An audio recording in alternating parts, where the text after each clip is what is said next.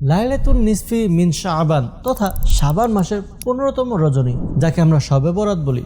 শবে বরাত অত্যন্ত গুরুত্বপূর্ণ এবং মহিমান্বিত রাত। এই রাত জাহান্নাম থেকে মুক্তির রাত।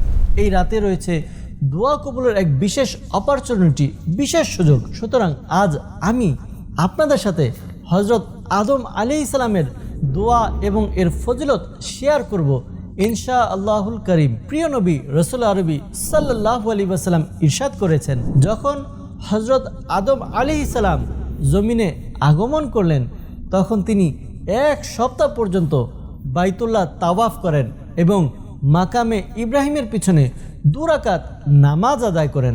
এরপর হজরত আদম আলাইহিস সালাম এই দোয়াটি করেন, আল্লাহুম্মা ইন্নাকা তা'লামু সিররি ওয়া আলানিয়াতি ফাকবুল মা'যিরাতি ওয়া তা'লামু হাজাতি ফাআ'তিনি সু'লি ওয়া তা'লামু মা ফি নাফসি ফাগফির লি যানবি।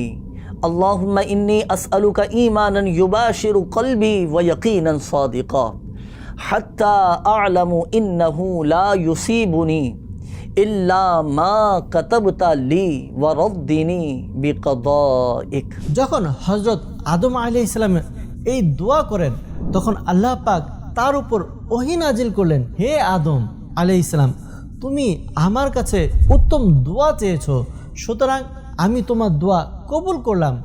আর তোমার পরে তোমার বংশধরদের মধ্যে থেকে যদি কেউ এই দোয়ার মাধ্যমে আমাকে স্মরণ করে আমি অবশ্যই তার দোয়া কবুল করব আর তার গুনাহ ক্ষমা করে দিব, তার দুঃখ কষ্ট দূর করে দিব।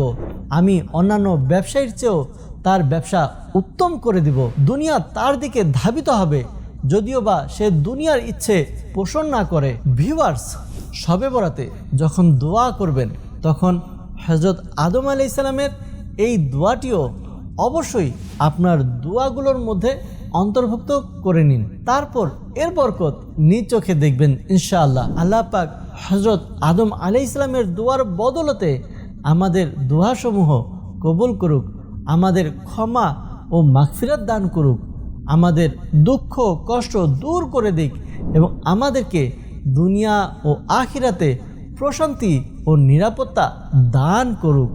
আমিন বিজাহিন নবিল আমিন সাল্লাল্লাহু তাআলা আলাইহি ওয়াসাল্লাম।